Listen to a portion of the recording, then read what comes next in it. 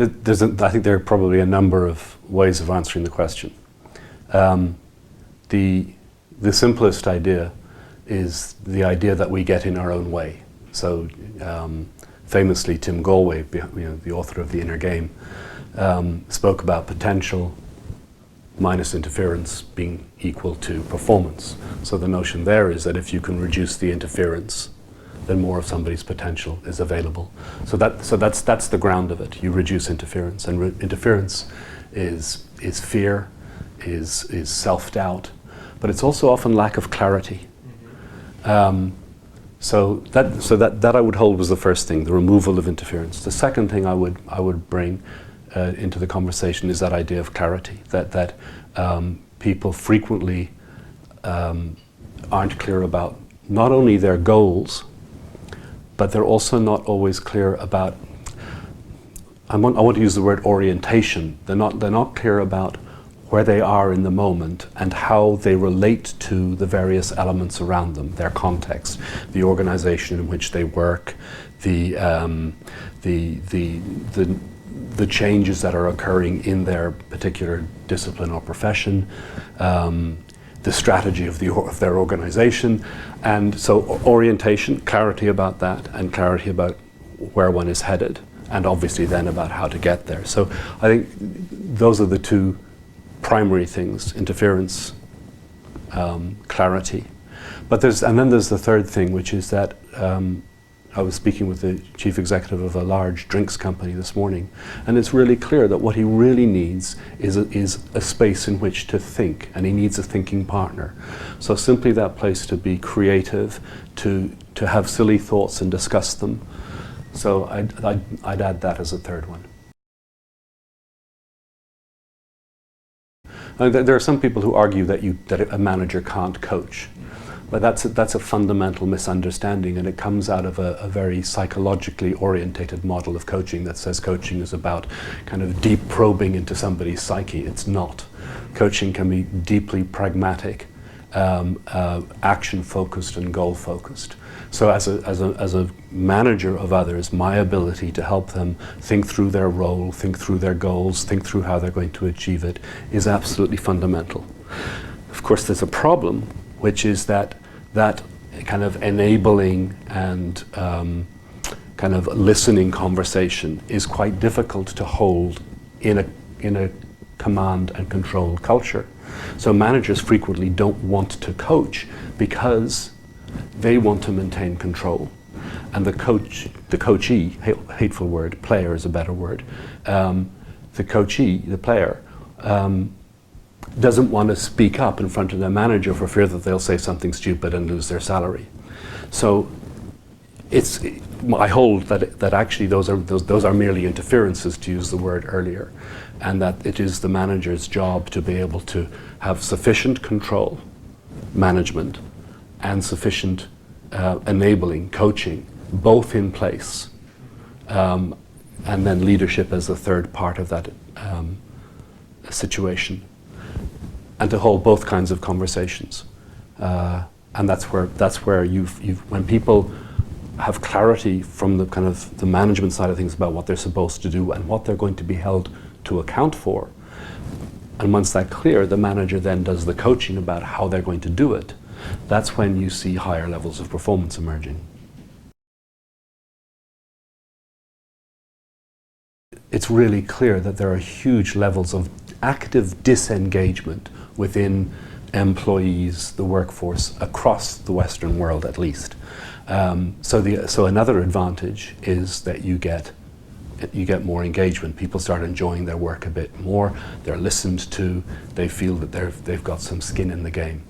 So that will be another part. And the third part is that if a manager actually starts listening to his people, he may end up with, or she may end up with, more ideas than they had in the first place.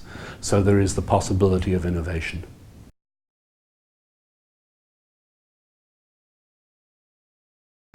I think before answering that question, we've got to take a step back and to look at it's a kind of a slightly forced distinction, but kind of 20th century business as opposed to 21st century business. We've done in a 20th century business, the entirety was about compliance. The management approach was about compliance. So from, kind of Henry Ford kind of streamlining his production and defining each and every task, to total quality management, to things like Six Sigma, we got better and better at managing out defects. So so efficiency was the name of the game. And in an efficient environment, what you're looking for is compliance. And that's okay in a manufacturing situation when it's kind of inanimate objects.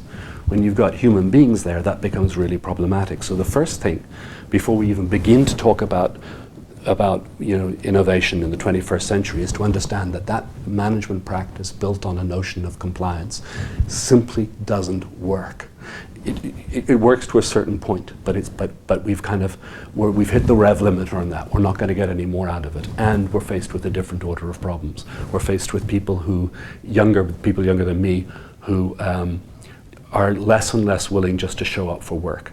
They want to work for a company that's ethical, they want a job that's meaningful, they want to be engaged, and they simply don't understand people from my generation and slightly younger who won't give them authority, because if they want something, they go on the internet and they find it. So they don't understand a compliance, authority-driven approach. It just simply so something's got to change to enable those people to get into the workplace. Something's got to change to allow us to be increasingly innovative, because that's where the future is. There's that things are moving so fast that a hierarchical command and control situation isn't going to help anybody. And the final part of that equation is customer service. That if you're in a very hierarchical institution, you have no freedom of how you respond to a customer. It's all prescribed. So customers will simply put down the phone. They won't listen to you anymore. They're just not interested. So that there's a whole lot bound up in kind of 20th century business practice. So the first thing is to do with what coaching really started at. Coaching started, and I know because I was there, with a whole notion about kind of liberating the individual, about having the individual stand in their own shoes, experiencing their own authority, their own autonomy. And what happened was that coaching got caught in the compliance game. So in the coaching relationship, one-on-one, lots of coaches started paying more attention. We became to the organization's needs, and we became agents of compliance. So the coaching industry has got to look itself in the mirror and say, "Whoa, what's going on here?" So I think the first thing is that we need to start investing in the individual. We need to start understanding that it's less about organizations and more about relationships. So a good friend of mine, his son works in a very top-end game, video game organization, and they did a map of all his key relationships, the places that he learns, where he's inspired. And what they found was that of the 20 people, 2 of them were actually within his own organization, the rest were elsewhere. So we've got to invest in people, we've got to give them their liberty, and if they only stay with us in our company for a year, that's fantastic, we've been part of their journey, if it's been a productive year. So I think we've got to start thinking entirely differently about the nature of organization and see it as relationships that's win-win for a period of time, and then that person may move on.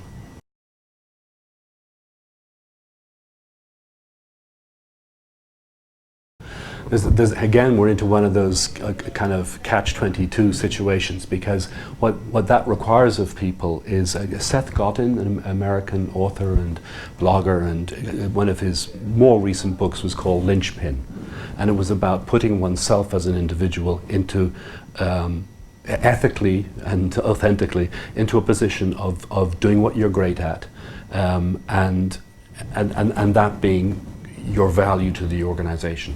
So the trouble with that is lots of people don't want to take that risk. So there's another, back to potential minus interference, there's that whole thing of people actually not taking risks. So it requires people who are willing to stand up follow their heart, follow their intuition, and work with the consequences, which, you know, to take responsibility first and foremost for one's career, and not to sell that to the organization, because I think that's part of what happened. We're talking to a large multinational logistics company, and their recent feedback says that the thing that their employees want most is for the organization to help them manage their careers better. It's like, that's tragic. It's tragic. So it's having people take responsibility for their career, for themselves, for their role, and for what they can get from their work, both in terms of remuneration, but also in terms of the simple kind of autotelic pleasure of doing a job well for its own sake.